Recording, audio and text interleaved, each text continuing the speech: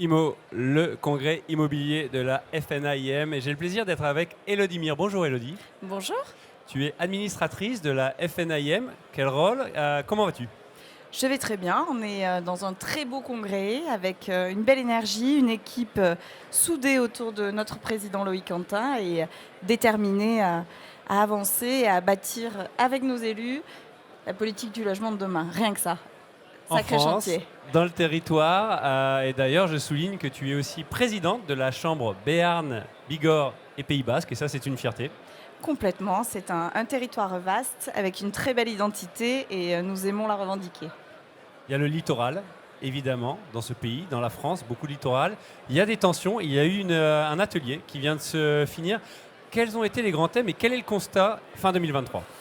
Alors effectivement, cet atelier était vraiment très intéressant. Nous avons pu dresser le bilan de justement tout ce qui se passe au niveau du Pays Basque. On a une difficulté à arriver à équilibrer résidents secondaires et résidents principaux, avec une véritable crise du logement qui est encore plus exacerbée sur des zones de villégiature aussi belles que celles du Pays Basque. Alors il faut aujourd'hui imaginer des solutions, il faut aujourd'hui être force de proposition et notre syndicat œuvre pour cela.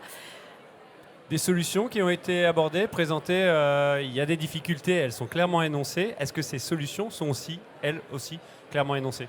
Tout à fait. Alors aujourd'hui, il faut que tout le monde arrive à trouver un toit au Pays Basque, que ce soit enfin, au Pays Basque et sur toutes les zones littorales. Je parle du Pays Basque, c'est un réflexe, je vis là-bas. Mais après, il était intéressant de voir qu'une boîte à outils devait être mise en œuvre au niveau de nos territoires, que comme nous l'a dit le ministre aujourd'hui, il va falloir aussi réinventer et s'adapter aux singularités. Alors, d'aucuns parlent d'un changement de la fiscalité, d'autres veulent imaginer de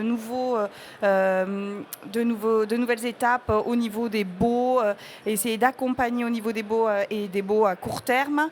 Et ensuite, bien évidemment, cartographier peut-être les zones interstitielles pour réussir à bâtir une nouvelle ville demain et à répondre aux besoins de logement qui est criant sur nos territoires. Clairement, des difficultés, clairement, des solutions, des possibilités. S'il y avait un message, Élodie Mir, à retenir et à faire partager. Alors le message, ce sera ensemble et justement s'adapter.